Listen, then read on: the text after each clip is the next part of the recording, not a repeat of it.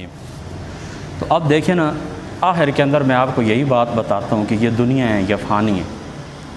یہ دیکھیں میں بیٹھک کے اندر بیٹھا ہوں نا، یہ سامنے سڑک ہے میری، سینکڑوں لوگ گزر رہے ہیں، کبھی موٹر سائیکل کے اوپر، کبھی موٹر سائیکل آ جاتی ہے، کبھی جو ہے تو کاریں آ جاتی ہیں، کبھی لوگ پیدل چلتے ہیں، خواتین ہیں، مرد ہیں۔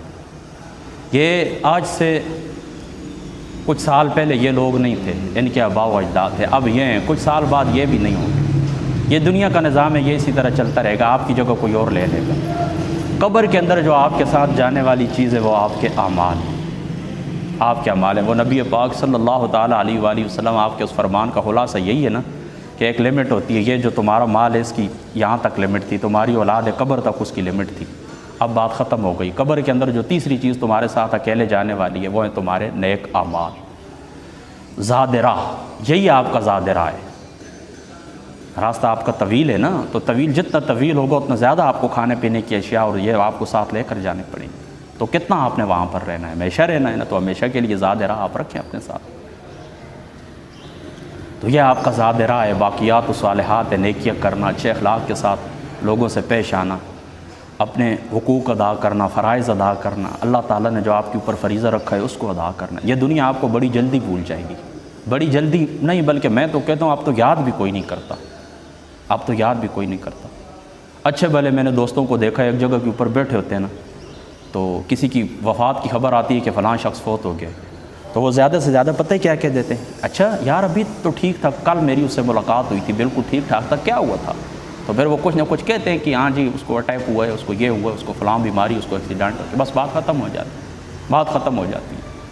یا تو میں دفنا کر آ جائیں گے، پھر اپنی دنیا کے اندر یہ مشغول ہو جاتے ہیں، تمہیں کوئی بھی یاد کرنے والا نہیں ہے، یہ میری بات یاد رکھ لیں۔ والدین یا بہن بھائی جو ہوتے ہیں یا پھر جو اولاد ہوتی ہے جو انتہائی وفادار ہوتی ہے، وہ آپ کے لیے صدقہ جاریہ کا اہتمام کرے تو کرے، وہ بھی آپ اس کو کچھ سکھا کر جائیں گے تو اب والدین کو پتہ ہو میری اولاد چلی گئی ہے، آگے اس کو فائدہ پہنچانے والی کیا چیز ہے تو وہ اہتمام کریں گے۔ لیکن اگر والدین کو یہ بات معلوم نہیں ہے تو وہ کیا کر سکتے ہیں، وہ روتے رہیں گے۔ محبت تو ٹھیک ہے، ایک فطری جو محبت اللہ تعالیٰ نے ان کے قلب کے اندر اولاد کی رکھی ہے وہ ہوتی ہے، اس میں تو کوئی شک نہیں، لیکن چلو ان چند رشتوں کو 2 منٹ کے لیے آپ نکال دیں، یعنی ماں باپ کو، بہن بھائیوں کو، رشتہ داروں کو 2 منٹ کے لیے نکال دیں، تو باقی بھی تو دنیا ہے نا جن کے ساتھ آپ اٹھتے بیٹھتے ہیں، کھاتے پیتے ہیں، کاروبار کرتے ہیں، کیا آپ کے لیے وہ کرتے ہیں؟ کچھ بھی نہیں کرتے۔ بلکہ اب تو اس زمانے کے اندر مجھے تو یہ امید بھی نہیں ہے کہ ہمارے دوست ہمارے لیے کچھ بخشش کی دعا کریں، ہمارے لیے کچھ ایصال ثواب کا اہتمام کریں۔ اس دور کے اندر دوستوں سے یاروں سے یہ امید بھی نہیں ہے۔ ابھی چند دن پہلے مسجد کے اندر ہم نے عصر کی نماز پڑھی ہے نا، یہ میں پہلے بھی لوگوں کو کہتا رہتا ہوں، عصر کی نماز پڑھی تو میں باہر جا رہا تھا تو میرے والد صاحب بھی بیٹھے ہوئے تو مجھے کہتے ہیں بیٹا یہ بندہ اپنی بخشش کے لیے دعا کر سکتا ہے کہ میں جس وقت مر جاؤں؟ میں نے کہا ہاں باجی بالکل کر سکتا ہے، اور میں کہتا ہوں اس دور کے اندر سب سے زیادہ ضرورت ہی اس چیز کی۔ آپ اس طرح کریں نا، میری یہ آپ کو نصیحت ہے کہ آپ اپنے ایصال ثواب کے لیے کچھ نہ کچھ پڑھتے رہا کریں۔ سورہ یاسین شریف آتی ہے، سورہ واقعہ شریف آتی ہے، سورۃ الملک آتی ہے، سورہ رحمان آتی ہے، آخری 10 صورتیں آتی ہیں، فاتحہ شریف تو چلو ہر بندے کو یاد ہے، پڑھتے رہا کریں، سورۃ الاخلاص پڑھتے رہا کریں، قرآن کا جو حصہ آپ کو یاد ہے اور دعا کرتے رہا کریں کہ اللہ پاک جس وقت میں مر جاؤں، قبر کے اندر پہنچ جاؤں تو اللہ پاک مجھے اس کا ثواب عطا فرمائے۔ اور یہ میں نہیں کہتا کہ خاص اس کے لیے، ٹھیک ہے اس کے ساتھ آپ دنیا کو بھی جمع کر سکتے ہیں، لیکن پہلے اپنی آخرت کی فکر کریں۔ پھر آخرت یعنی یہ دعا کے آداب میں بھی یہ بات آتی ہے کہ پہلے آخرت جہاں پر ہمیشہ رہنا ہے، پھر اس کے بعد اپنی دنیا کے لیے بھی آپ بے شک دعا کر سکتے ہیں۔ اپنے ایصال ثواب کے لیے خود کچھ نہ کچھ پڑھتے رہا کریں، ان لوگوں سے امید نہ رکھیں کہ یہ آپ کو کچھ پڑھ کے بھیجیں گے، بالکل امید نہ رکھیں۔ میں کئی سالوں سے اپنے لیے خود پڑھتا ہوتا ہوں، جو کچھ مجھے آتا ہے میں پڑھتا ہوتا ہوں، قرآن پاک کی تلاوت بھی، اور بھی بندہ کوئی نیکی ہو، بندہ دل کے اندر یہ دعا کر لے کہ اللہ پاک یہ میری آخرت کے لیے اس کو ذخیرہ کر دیں۔ ہاں یہ آپ کو بس رو دو کہ آپ کے وہ، میں نے کئی دوستوں کو قسم اٹھاتا ہوں دیکھا ہے، وہ اس طرح کھا پی رہے ہوتے ہیں کہ بےغم ہوتے ہیں بالکل، دوست کو بھی دفنایا نا اس کے گھر آتے ہیں نا، پھر سب سے پہلے وہ روٹی کے اوپر حملہ کرتے ہیں، یہ کہاں پڑی ہوئی ہے، دیکھیں کس وقت پہنچے گی، یہ حال ہے۔ کھیل کودے یار، دنیا لو لاب دے کھیل کودے، دوسری طرف لوگ لگ جاتے ہیں۔ اللہ نے نشانیاں رکھی اگر تم سبق حاصل کرنا چاہو تو۔ دیکھیں میرا ایک چھوٹا بیٹا ہے نا، 11 مہینے کا ہے، اس کی نہیں 11 مہینے کا نہیں، ابھی آج یکم ربیع الاول شریف ہے نا، بالکل یکم ربیع الاول شریف 1444 ہجری 44، تو پچھلے سال وہ یکم ربیع الاول کو پیدا ہوا تھا، یعنی قمری حساب سے اس کا آج 1 سال مکمل ہو چکا ہے میرے بیٹے کا، محمد شایان علی 1 سال اس کا مکمل ہو چکا ہے۔ اب تقریباً 3-4 ماہ یعنی 5-6 ماہ کا جو بچہ ہوتا ہے نا وہ ہوشیار ہو جاتا ہے کہ یہ مجھے باہر لے کر جائیں، کچھ تھوڑا بہت کھانا پینا شروع کر دیتا ہے. تو تقریباً 5-6 ماہ ہو گئے ہیں نا، وہ میرا عادی ہو گیا اور اتنا زیادہ عادی ہو گیا ہے کہ میں اب اس سے چھپ کے نکلتا ہوں. یعنی ہمارے گھر اور مسجد ساتھ ساتھ ہے نا، میں نماز کے لیے بھی جاتا ہوں، وہ کچھ کھا پی رہا ہوتا ہے نا، اپنا فیڈر وغیرہ وہ پھینک دیتا ہے میرے طرف اس طرح ہاتھ کرتے ہیں کہ چلو مجھے بھی ساتھ لے کے جاؤ. پھر میں اس کو لے کے جاتا ہوں، صاف کے سائڈ پہ بٹھا دیتا ہوں، نماز پڑھتا ہوں. نماز پڑھتے ہوئے وہ میرے قدموں سے لپٹا ہی رہتا ہے زیادہ تر، یعنی یا مجھے اٹھائیں باہر لے کر جائیں. بچہ ہے نا. ابھی 2 مہینے پہلے میں نے کہا میں پورا دن کا میرا سفر تھا، میں باہر وہ مسجد کے روم کے لیے کچھ قالین وغیرہ، تو مجھے معلوم تھا کہ اور بھی میرے کام میں پورا دن گزر جائے گا. تو میں نے بیوی کو کہا کہ آپ یہ مجھے دے دیں، میں اس کو ساتھ لے کر جاؤں. تو یہ کہتی کہ یہ تو 15-20 منٹ بعد کھانا پینا مانگتا ہے، رو پڑے گا، آپ کس طرح. میں نے کہا نہیں، آپ بیغم رہیں. تو آپ اللہ کے اوپر یقین کریں، 1 سیکنڈ کے لیے بھی نہ اس کو گھر یاد آیا کہ میرا گھر کہاں پر ہے، نہ اس کو اپنی ماما کی یاد آئی ہے، نہ اس کو کچھ کھانے پینا کچھ بھی نہیں تھا. میرے ساتھ پورا دن وہ کھیلتا رہا. جہاں پر اس کو نیند آتی تھی میں اس کو گود میں ڈال لیتا تھا، سو جاتا تھا. فیڈر اس کا میرے پاس تھا، دودھ اس کو میں نے 1 فیڈر پلایا، پھر ہوٹل آیا دوسرا، میں نے وہ خریدا ہے دودھ خرید کے، پھر دوبارہ اس کو میں نے پلایا. جہاں پر میں قالین خریدنے کے لیے اس ہال کے اندر کھیلتا رہا، بینک کے اندر تھوڑا سا کام تھا، بینک کے اندر کھیلتا رہا. بس اس کو یہی خوشی تھی کہ میرا باپ میرے ساتھ ہے. شام تک وہ میرے ساتھ تھا، بالکل 1 سیکنڈ کے لیے بھی اس کو اپنی ماں کا خیال نہیں آیا. اب بھی جس وقت میں گھر کے اندر ہوتا ہوں نا، میں اس کو کسی نہ دادی نہ چاچو نہ اور کچھ کسی کی نہ والدہ کی پرواہ ہوتی، بس میرے ساتھ ہی وہ دل لگاتا ہے اپنا اور میرے ساتھ ہی ہوتا ہے.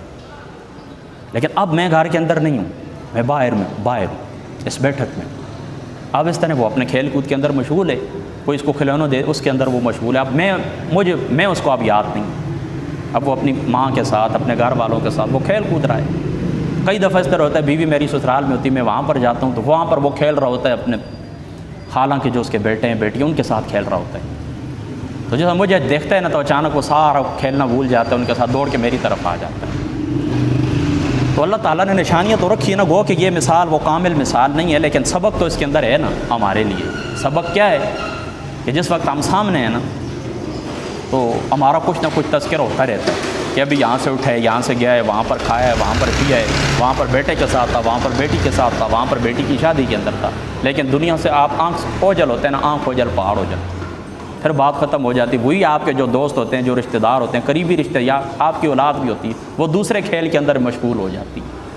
تو جب یہ سارے باتیں معلوم ہو چکی ہیں کہ یہ رشتے ہم سے کٹنے والے ہیں، ان سے ہمیں جدا ہونا ہوگا، یہ محبتیں بالکل عارضی ہیں اور دنیاوی مفادات کے اوپر مبنی ہیں، تو پھر ہم ان کے ساتھ دل کیوں لگائیں؟ ہم اپنی آخرت کی تیاری کیوں نہ کریں؟ جو اعمال ہمیں کام آئیں گے، جن کے اوپر ہمارا دار و مدار ہے، وہ محبت اللہ کی، رسول اللہ کی، وہ محبت قرآن کی، نیک اعمال، یہ جو چیزیں ہمارا ذات راہ ہیں، ہم اس کے اوپر توجہ کیوں نہ دیں؟ تو بس یہ چیز آپ ذہن کے اندر رکھیں کہ آپ نہ ہوئے تو آپ کی جگہ کوئی دوسرا کھلونا لوگوں کو، آپ ایک کھلونا ہے، یہ دوسرا مل جائے گا لوگوں کو، آپ کو کوئی بھی یاد کرنے والا نہیں. لہٰذا لمبی چوڑی باتوں کے اندر نہ پڑا کریں اور نہ پریشان ہوا کریں اور نہ ان لوگوں کی صحبت کے اوپر خوش ہوا کریں. حضرت عمر بن عبدالعزیز کا ایک قول مجھے یاد ہے، وہ ایک مسئلہ بیان کر رہے تھے نا، تو کہتے ہیں باقی کچھ چیزیں میں کل بیان کروں گا، اگر زندگی رہی تو. اگر زندگی نہ رہی تو میں آپ کی صحبت کے اوپر عریض نہیں ہوں، یعنی مجھے آپ کی کوئی ضرورت نہیں ہے. یہ ایک ہجوم ہوتا ہے بیکار لوگوں کا، ہزاروں لوگ ساتھ موجود ہوتے ہیں، بندہ پھر بھی اپنے آپ کو تنہا محسوس کرتا ہے، کیونکہ آپ کی جو ذات ہے نا، اس ذات کے ساتھ کسی کو محبت نہیں ہے. ہاں آپ کے پاس کوئی ہے دولت دنیا کا، کوئی حسن ہے، کوئی خوبصورتی ہے، تو جب تک وہ ہے. امام ابن کثیر نے ایک شعر لکھے نا الوداع والنہایہ کے اندر کہ یہ جو لڑکیوں کا عشق ہوتا ہے نا تمہارے ساتھ، خواتین کی جو محبت ہوتی ہے، ادھر تمہارا حسن ڈلنا شروع ہوا، تمہارے ہاتھ سے دولت گئی، ادھر ان کی محبت کے اندر تبدیلی آ گئی، محبت کے اندر کمی آ گئی. اب وہ کیا کرتی ہیں، آپ کو چھوڑ دیتی ہیں اور نیا عشق تلاش کرتی ہیں. بس یہ چیز آپ نے یاد رکھنی ہے. تو جو چیز حسن ہے یا دولت ہے یہ آپ کے پاس ہے، تو کچھ لوگ جو ان کے ساتھ مطلب یہ نا کہ دنیا دار جو لوگ ہیں، جو خالص اللہ کی رضا کے لیے جیتے ہیں، وہ تو ایسا نہیں کرتے، وہ تو ہر چیز کے اندر اللہ تعالیٰ کا جلوہ دیکھتے ہیں. لیکن جو پیور دنیا دار ہوتے ہیں نا، ان کی نگاہ دنیا تک کی ختم ہوتی ہے، تو پھر وہ آپ کے پیچھے پاگل ہو جاتے ہیں، جس کو کہتے ہیں چلا ہو جانا، پاگل ہو جاتے ہیں وہ آپ کے پیچھے، اور آپ کے حسن اور دولت کے اوپر مار مٹتے ہیں اور آپ کی جوزوری کرتے ہیں. لیکن وہی ختم ہوتی ہے، آپ کو کیا ضرورت ہے کہ وہ آپ کے لیے دعا بھی کریں. یہ جتنے بھی سیاستدان ہیں نا، یہ خوش ہوتے ہیں کہ یہ ہمارے فالوورز ہیں، کچھ بھی نہیں ہے، یہ تم سے صرف اتنی غرض رکھتے ہیں کہ ان کے ساتھ تعلق رکھیں گے تو چلو کوئی تھانہ تحصیل ہوگا تو ہماری جان آسانی سے چھوٹ جائے گی. کہیں گے کہ یہاں ہم فلاں کے بندے ہیں، جی ہم فلاں کے ساتھ ہمارا ملک فلاں کے ساتھ تعلق ہے، فلاں کے ساتھ تعلق ہے، جان چھوٹ جائے گی، نوکری ضرورت ہوگی ہمیں نوکری مل جائے گی، کہیں پر کچھ پیسے کی ضرورت ہوگی آپ دے، آپ کی گنجے منجے اور گندی شکلوں کو کون کیا کرے، سیاستدانوں کی مکروہ چہرے ان سب کے، دونوں ہاتھ سے ہمارے ملک کو ان لوگوں نے لوٹا ہے، اور ایک سکہ کا کام انہوں نے نہیں کیا، میں گارنٹی دیتا ہوں اس بات کی، تو تمہاری شکلوں کو کوئی کیا کرے۔ تو یہ محبت، بس سادی سی بات یہ، بس دل نہ لگائیں کسی کے ساتھ۔ دل لگانے کے لیے اگر کوئی چیز ہے، دل لگانے والی کوئی ذات ہے جس کے ساتھ بندہ دل لگائے، وہ اللہ تعالیٰ کی ذات ہے، وہ اس کے محبوب پاک صلی اللہ تعالیٰ علیہ وآلہ وسلم آپ کی ذات مقدس۔ اول تا آخر ہماری امیدوں کا مرکز حضور کی ذات ہے اقدس ہے۔ دنیا کے اندر آئے روتے رہے، ہمارے لیے دعا کرتے رہے، قبر کے اندر ان کے چہرے کی زیارت ہوگی، قبر کے اندر ان کے متعلق سوال ہوگا، جواب دیں گے تو نجات ہوگی، قیامت والے دن وہ شفاعت کریں گے تو نجات ہوگی، آخرت کے اندر جنت کا وہ دروازہ کھولیں گے تو نجات ہوگی۔ بس اللہ پاک سمجھ کی توفیق عطا فرمائے، پھر انہی کے